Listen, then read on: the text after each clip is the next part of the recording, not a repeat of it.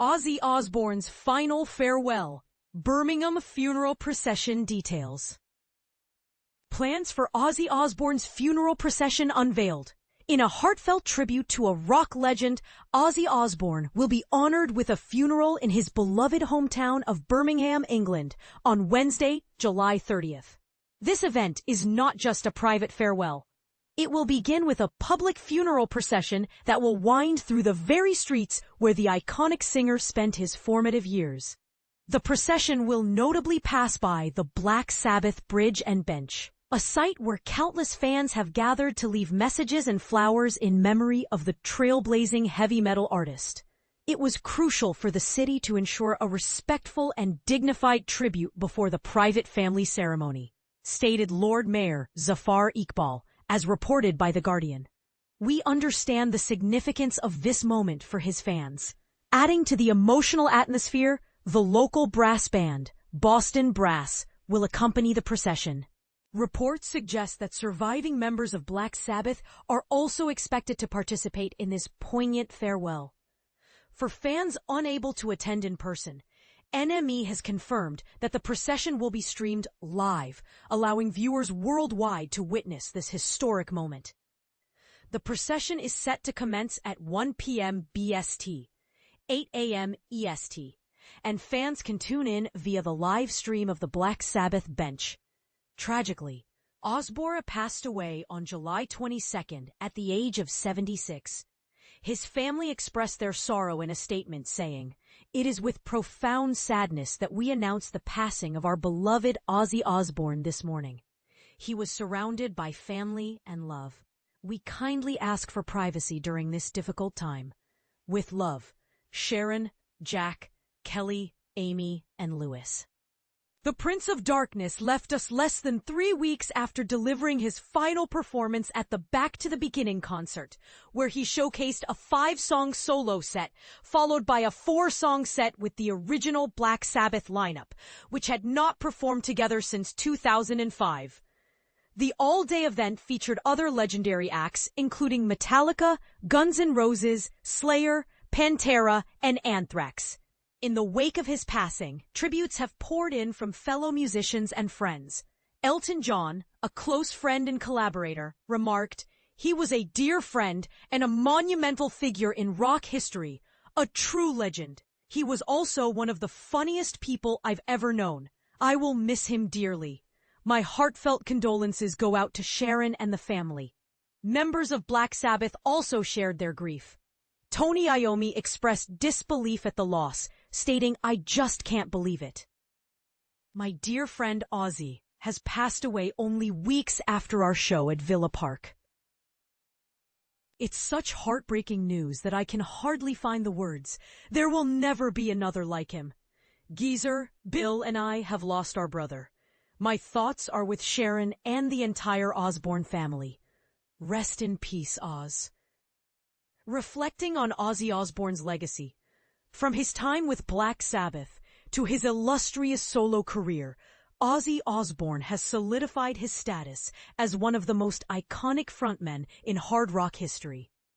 His journey is a testament to the power of music and its ability to connect people across generations. As we remember his contributions, we invite you to share your thoughts. What does Ozzy Osbourne's legacy mean to you? How has his music impacted your life? Join the conversation in the comments below. Zakk Wylde reflects on his relationship with Ozzy Osbourne. In a heartfelt reflection, Zakk Wylde shares the deep bond he formed with Ozzy Osbourne, one of the most iconic figures in heavy metal. The relationship between these two giants of rock was far more than just a musical partnership. It was a friendship that transcended the stage and studio, shaping both their lives in profound ways. Throughout his storied career, Ozzy Osbourne has been accompanied by a roster of legendary guitarists, including the likes of Tony Iommi, Randy Rhoads, Brad Gillis, Jakey Lee, and Gus G. However, when Zakk Wylde joined Ozzy's orbit in 1987, their connection went beyond the typical artist-musician dynamic. It was definitely more than just playing in a band together and making music, Wylde tells Guitar World, emphasizing the depth of their bond. Wylde's impact on Ozzy's music is undeniable, contributing significantly to albums such as No Rest for the Wicked, 1988, No More Tears, 1991, and Osmosis, 1995. His reverence for Black Sabbath, the band that launched Ozzy's career, is evident in his approach to songwriting. I worship Sabbath. Anything I write will have Lord Iommi as the base of the soup. It's in my DNA, he explains, highlighting the influence of his predecessors. Growing up in Bayonne, New Jersey, Wylde, like many musicians of his generation, was profoundly influenced by Ozzy's collaborations with Randy Rhoads and Jake Ely. When he landed the coveted position as Ozzy's guitarist, he stepped into a role that demanded not only musical talent, but also a personal connection. Oz was just the best. He was like an older brother to me, offering guidance and support through the ups and downs of life and the music industry. Their relationship was marked by a blend of camaraderie and mutual respect. Wylde recalls the fun times they shared, from impromptu drinking sessions to serious discussions about life. It were issues on how to drink and how not to drink. You know, the important factors in life, he jokes, adding a lighter touch to the serious nature of their bond. When it came to creating music, the synergy between Wylde and Osbourne was almost effortless. It felt natural with Oz. Very rarely would things turn into a math equation where you needed a manual to figure out a part. If that starts, it's probably not going to happen, Wylde explains, emphasizing the intuitive flow of their creative process. Over the years, Wylde's involvement with Ozzy waxed and waned, but their friendship remained steadfast. In 2017, he returned for No More Tours 2, Ozzy's final tour, and stayed by his side through the Rock and Roll Hall of Fame induction in 2024 and the final performance on July 5, 2025 in Birmingham, England. It was definitely pretty amazing. Seeing Oz on stage when Sabbath got done, that's the last time I saw him, Wylde reflects, noting the bittersweet nature of those final moments. But here's where it gets controversial. Some might argue that the intensity of their relationship could have overshadowed Wylde's individual growth as an artist. However, Wylde sees it differently. Save for Tony Iommi, your relationship with Ozzy seemed more familial than his other guitarists. A statement that underscores the unique bond they shared, Wylde confirms. Yeah, that's how I've always looked at it. Ozzy is the godfather of our oldest son. Whether I was playing with him or not, it's Sharon called me and my wife up and said, "Guys, can you watch the house while we're away on a business trip?" I'd do it. It's like, if you need me to bring milk and eggs over, I'll do it. The chemistry between Wylde and Ozzy was immediate and genuine. It was. With all your friends in your life, lions attract lions, you know. And the hyenas you hang out with? That sorts itself out later. But Ozzy was the easiest going, warmest guy.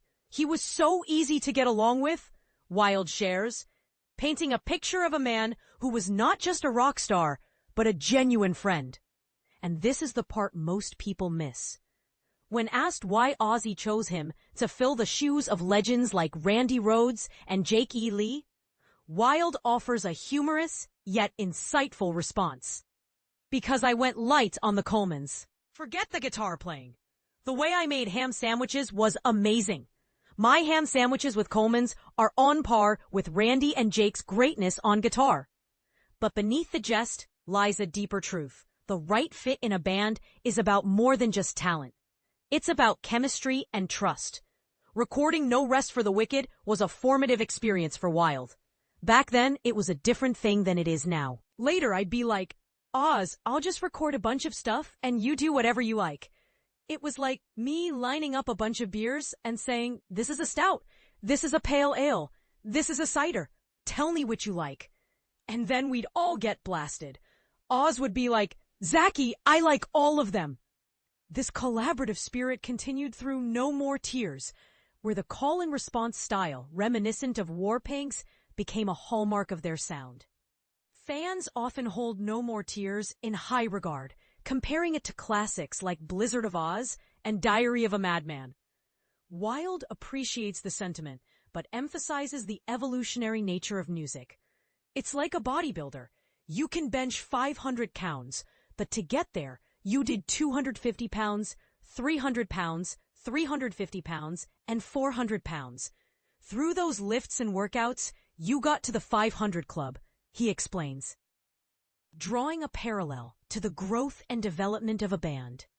Wylde's musical influences expanded over time, incorporating elements of country and southern rock into his playing. The evolution of No Rest for the Wicked to No More Tears. People ask, did you do anything different? My love for the Allman Brothers, Albert Lee, and Lynyrd Skynyrd was creeping in more, so I was trying to maybe incorporate that in more, he reveals, highlighting the natural progression of his style. Even when they weren't working together, Wylde and Ozzy maintained a close connection. We'd always keep in touch. People were always like, Zakk, why doesn't Ozzy have you writing on all his stuff? It's because the songs would often already be written, and Oz would say, Zakk, can you just come in and play? I'd go, yeah, whatever you need me to do. This flexibility and understanding allowed their friendship to endure through the years. The final show with Ozzy was a poignant moment for Wylde. It was like juggling chainsaws on a skateboard. The most important show ever, but everything's on the fly. He describes the challenges of ensuring Ozzy's performance was smooth, even as his health declined. With Mama, I'm Coming Home, when we got the acoustic out, I had to be like, keep the guitar away from the microphone so I can sing. Because Oz's voice was having trouble at certain notes. I was like, I need to make sure I'm always there so I can double him. The last communication Wylde received from Ozzy was a text message. The last text I got from Oz was saying, Zackie, sorry, it was like a madhouse back there. I didn't see you. He goes, thanks for everything. It was just us talking, saying, I love you, buddy. That was it. This simple exchange encapsulates the deep respect and affection they shared. Reflecting on his journey, Wylde acknowledges the profound impact Ozzy had on his life. To have music be the thing that turns the lights on at the end of the day, instead of some job that you can't stand, it's everything.